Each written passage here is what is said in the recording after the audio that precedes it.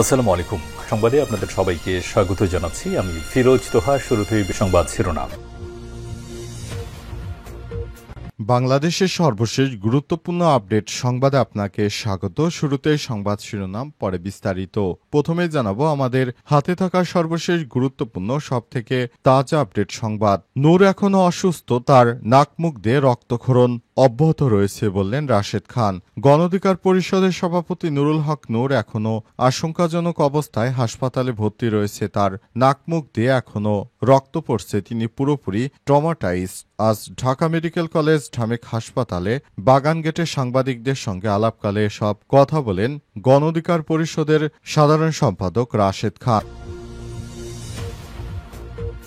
এরপর জানাবো সিঙ্গাপুরের শীর্ষ ৫০ ধনীর তালিকায় এবার আজিজ খানের অবস্থানের বড় পরিবর্তন। সিঙ্গাপুরের শীর্ষ ৫০ জন ধনীর তালিকায় বাংলাদেশের ফারুক খানের ভাই মোহাম্মদ আজিজ খানের অবস্থান ৮ ধাপ পিছিয়েছে। স্থানীয় সময় আজ মার্কিন প্রভাবশালী সমসাময়িক কি ফোর্বস সিঙ্গাপুরের ৫০ জন শীর্ষ ধনীর তালিকা প্রকাশ করে। তালিকায় তার আগের অবস্থান ৪১ ছিল, বর্তমান অবস্থান ৪৯ এসে দাঁড়িয়েছে। এদিকে কক্সবাজারে ঝাউগাছে ঝুলছিল সাংবাদিকের মরদেহ, পকেটে মিলল বাস টিকিট। কক্সবাজারে সৈকত সংলগ্ন ঝাউবাগান থেকে ঝুলন্ত অবস্থায় স্থানীয় সাংবাদিকের মরদেহ উদ্ধার করা হয়েছে। পুলিশ শহরের মোটেল শৈবালের গল্প মাঠের একটি ঝাউগাছ থেকে তার মরদেহটি উদ্ধার করে।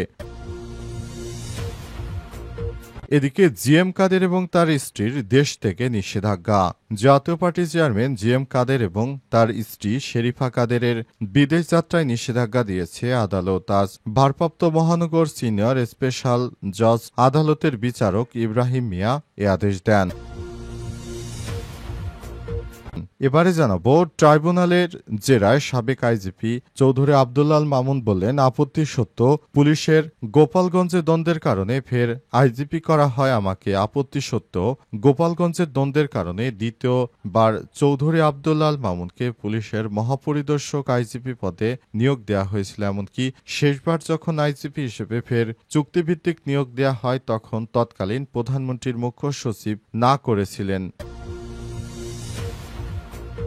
এবং সর্বশেষ জানাবো ২১শে আগস্ট গ্রেনেড হামলা মামলা আপিল বিভাগেও তারেক রহমান সহ সব আসামি খালাস।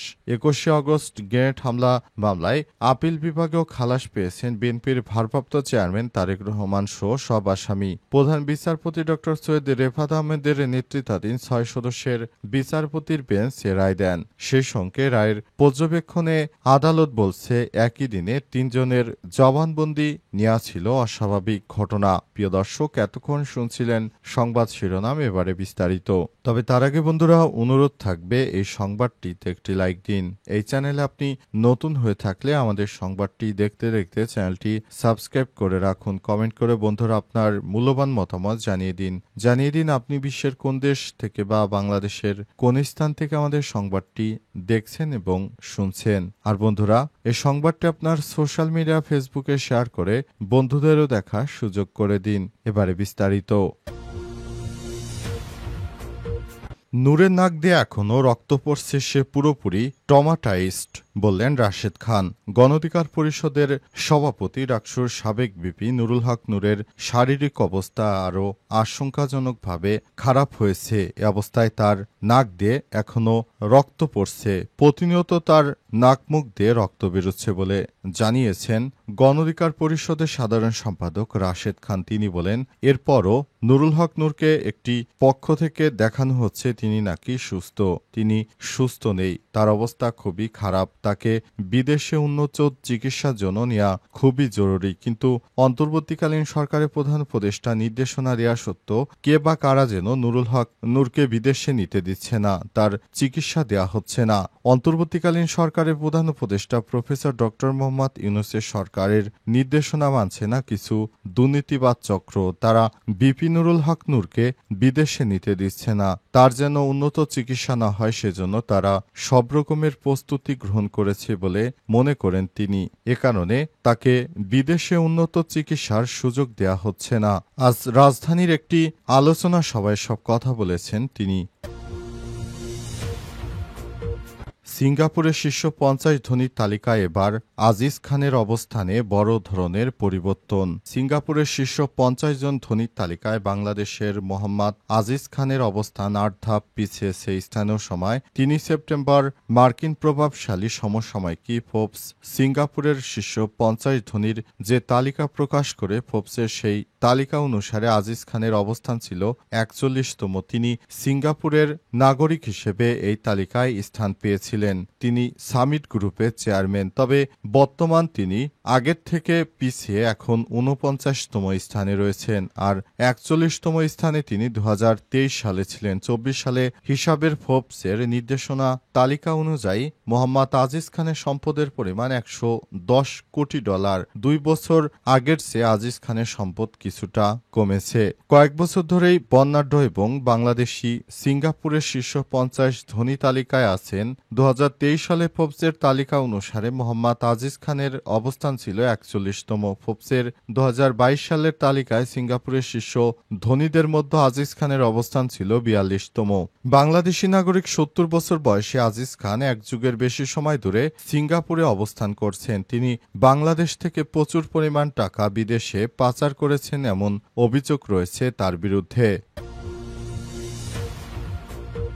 কক্সবাজারে ঝাউগাছে ঝুলছিল সাংবাদিকের মরদেহ, পকেটে মিলল বাস টিকিট। কক্সবাজারের সৈকত সংলগ্ন ঝাউবাগান থেকে ঝুলন্ত অবস্থায় স্থানীয় সাংবাদিকের মরদেহ উদ্ধার করেছে পুলিশ। বৃহস্পতিবার ৪ সেপ্টেম্বর সকাল ৯টার দিকে শহরের মোটেল শৈবালের গল্ফ মাঠের একটি ঝাউগাছ থেকে মরদেহ উদ্ধার করা হয়। নিহতের নাম মোহাম্মদ আমিন ২৫। তিনি উখিয়া উপজেলার পালংখালী ইউনিয়নের বালুখালী ১ নম্বর ওয়ার্ডের বাসিন্দা। ঢাকা থেকে প্রকাশিত দৈনিক আমার প্রাণের বাংলাদেশ নামের একটি পত্রিকায় উখিয়া উপজেলা প্রতিনিধি হিসেবে কর্মরত তিনি। কক্সবাজার সদর মডেল থানার ভারপ্রাপ্ত কর্মকর্তা ওসি ইলিয়াস খান গণমাধ্যমকে বলেন, খবর পেয়ে পুলিশ ঘটনাস্থলে গিয়ে মরদেহ উদ্ধার করে প্রাথমিক শ্রোতাল শেষে ময়নাতদন্তের জন্য কক্সবাজার সদর হাসপাতালের মর্গে পাঠানো হয়েছে। ওসি আরও জানান, প্রাথমিকভাবে এটি আত্মহত্যা বলে ধারণা করা হচ্ছে। তার পকেটে চট্টগ্রাম কক্সবাজার রুটের একটি বাসের টিকিট পাওয়া গেছে। টিকিটে চট্টগ্রাম থেকে